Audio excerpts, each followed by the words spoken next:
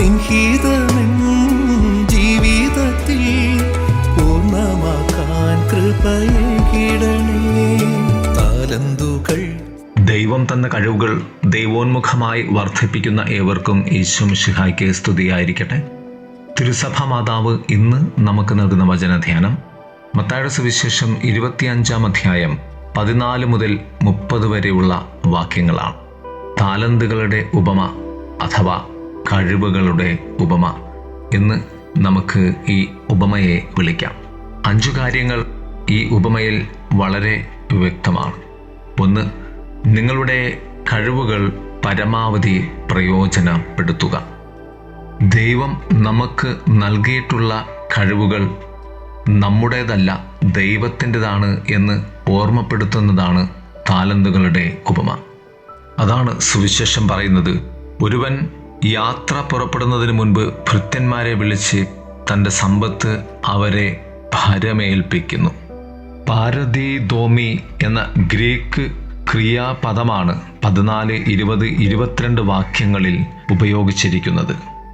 പൂർവികരുടെ പാരമ്പര്യം കൈമാറുന്നതിനുള്ള സാങ്കേതിക പദമാണ് ഇത്.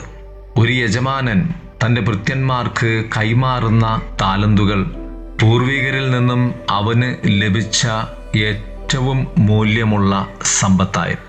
അതുകൊണ്ട് തന്നെ ദൈവം നമുക്ക് കൈമാറിയിട്ടുള്ള കഴിവുകളാണ് നമ്മുടെ കയ്യിലുള്ളത്. ഇത് നമ്മുടെ സ്വന്തമല്ല, ദൈവത്തിൻ്റെ വിലപിടിപ്പുള്ള കഴിവുകളാണ്.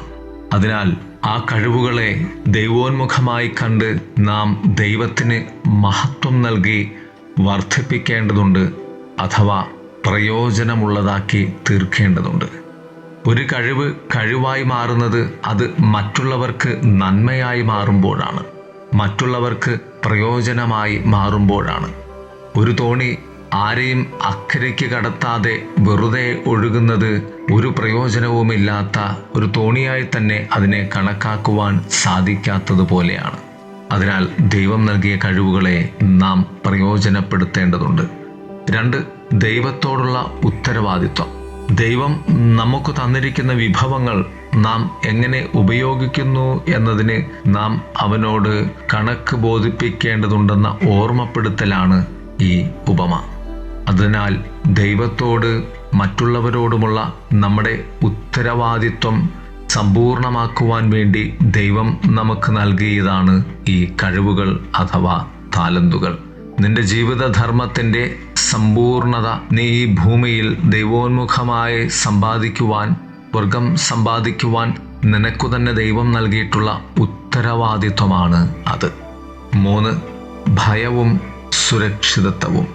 ഭയം മുന്നോട്ടു പോകുന്നതിനും മാറ്റം കാണുന്നതിനും നമ്മെ തടയുമെന്ന ഓർമ്മപ്പെടുത്തലായി ഈ ഉപമയെ നാം കണക്കാക്കേണ്ടതുണ്ട്. ഉപമയിലെ ഏകതാലന്തിൻ്റെ ഉടമയായ ദാസൻ ഭയനിമിത്തം തൻ്റെ പ്രവൃത്തികൾ നിശ്ചലമാക്കുകയാണ്.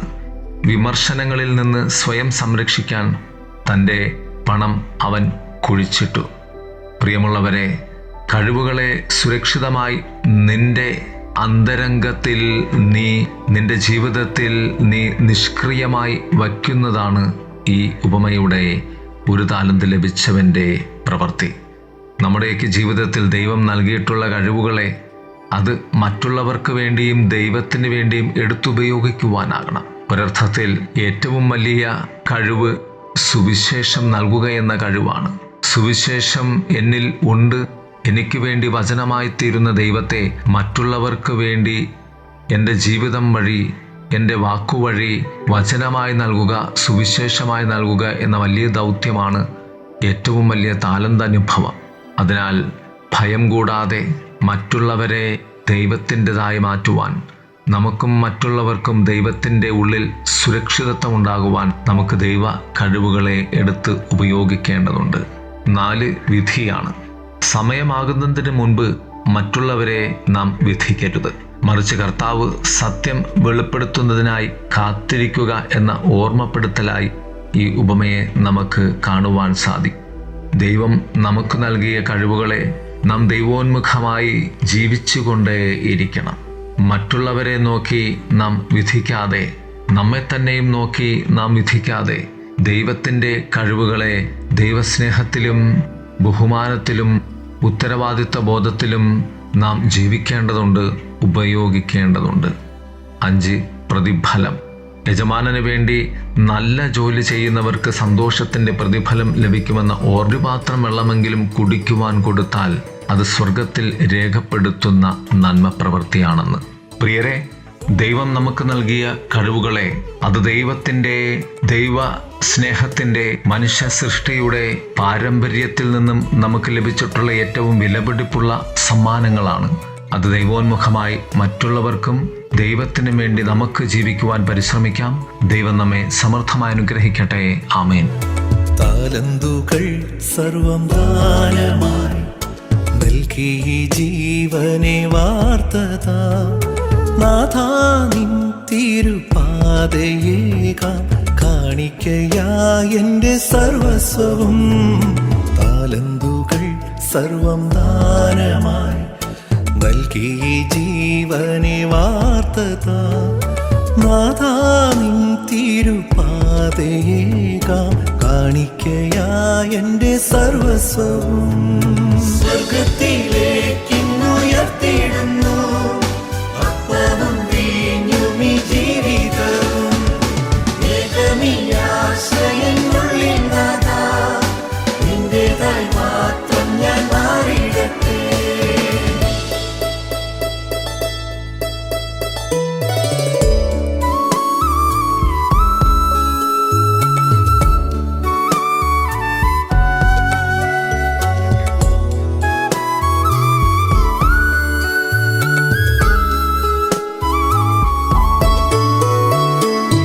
ദയയോടെൻ്റെ ജീവിതത്തിൽ താലന്തോരോന്നും വളർത്തിയിടുന്നു. നീതയോടെൻ്റെ ജീവിതത്തിൽ താലന്തോരോന്നും വളർത്തിയിടുന്നു. വിശ്വസ്തനാം ദാസനെ പോൽ അർപ്പിക്കുന്നെല്ലാം ഞാൻ നന്ദിയോടെ. വിശ്വസ്തനാം ദാസനെ പോൽ അർപ്പിക്കുന്നെല്ലാം ഞാൻ നന്ദിയോടെ. സ്വർഗത്തിലേക്കുയർത്തിടുന്നു അപ്പവും വീഞ്ഞും ഈ ജീവിതവും ഏകമിയാശ്രയനുള്ളിൽ നാഥാ നിന്റേതായി മാത്രം ഞാൻ മാറിയിടട്ടെ.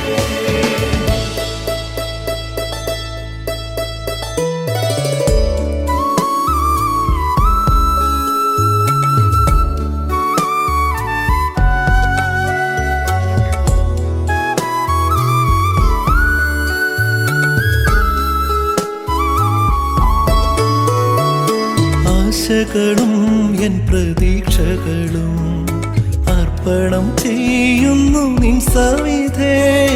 ആശകളും എൻ പ്രതീക്ഷകളും അർപ്പണം ചെയ്യുന്നു നിൻ സവിധേ. നിൻ ഹിതമെൻ ജീവിതത്തിൽ പൂർണ്ണമാക്കാൻ കൃപയേകിടണേ. നിൻ ഹിതമെൻ ജീവിതത്തിൽ പൂർണ്ണമാക്കാൻ കൃപയേകിടണേ. താലന്തുകൾ സർവം ദാനമായി നൽകി ജീവനെ വാർത്തതാ നാഥാ നിൻ തിരുപാതയേകാം കാണിക്കയായി എൻ്റെ സർവസ്വവും. താലന്തുകൾ സർവം ദാനമായി നൽകി ജീവനെ വാർത്തതാ നാഥാ നിൻ തിരുപാതയേകാം കാണിക്കയായി എൻ്റെ സർവസ്വവും. സ്വർഗത്തിലേക്ക്